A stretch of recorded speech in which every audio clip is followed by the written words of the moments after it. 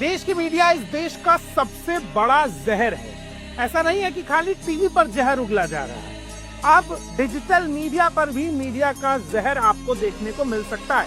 आप ये वीडियो देखिए, फिर मैं आपको बताता हूँ कि मीडिया कैसे इस देश में हिंदू मुस्लिम करके हिंसा भड़काता है। अगर आपकी कॉन्स्टिट्यूएंसी से कोई लड़की, मुसलमान लड़की आती है और कहती है कि हिंदू लड़के से शादी करनी है, तो आप क्या एडवाइस देंगे कि स्पेशल मैरिज एक्ट के तहत आप शादी करें? मैं ये कहूंगा कि तुम्हारी उम्र क्या है, जाओ तुम जो करना है कर लो तुम। और मेरे पास नहीं, as a lawyer also what will you advise? As an elder what will you advise? As a Muslim intellectual what will you advise? My advice would be that if the constitution allows you. So if the constitution क्या? The constitution allows Yes, you, right? exactly. They do it. Who's stopping you? If the law does not prohibits you and you're not doing an illegal act, who am I to stop anyone? Would you advise the girl? Why would I advise? As a Muslim intellectual, as a leader of the community. Not at all. See, why would? यही तो होता है ना sir? Why would I poke my nose in someone's private life? ये media आपको जोड़ने का नहीं बल्कि तोड़ने की पूरी कोशिश कर रहा है।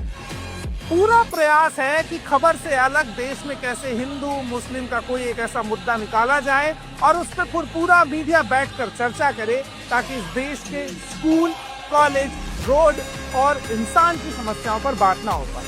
स्मिता प्रकाश जो प्रधानमंत्री से पूछते हैं कि चुनाव तो एक फॉर्मेलिटी है, आप तो जीत ही रहे हैं, वो वैसी के मुंह से बार बार ये उगलवाने की कोशिश कर रही हैं कि वो बोलें कि मैं ये शादी नहीं होने दूंगा क्योंकि ये रिलीजन के खिलाफ है। वो वैसे बार बार कॉन्स्टिट्यूशन का हवाला दे रहे हैं, वो वैसे कह रही आप एक मुस्लिम नेता है, मुस्लिम नेता होने के नाते बयान दीजिए। ये इस देश की मीडिया का चेहरा है। शर्म आनी चाहिए इस देश के ऐसे पत्रकारों को जो खबर के नाम पर केवल धर्म तलाशते हैं। वो मीडिया के खबर का कटोरा लेके आपसे धर्म वाली खबर की भीख मांगते हैं।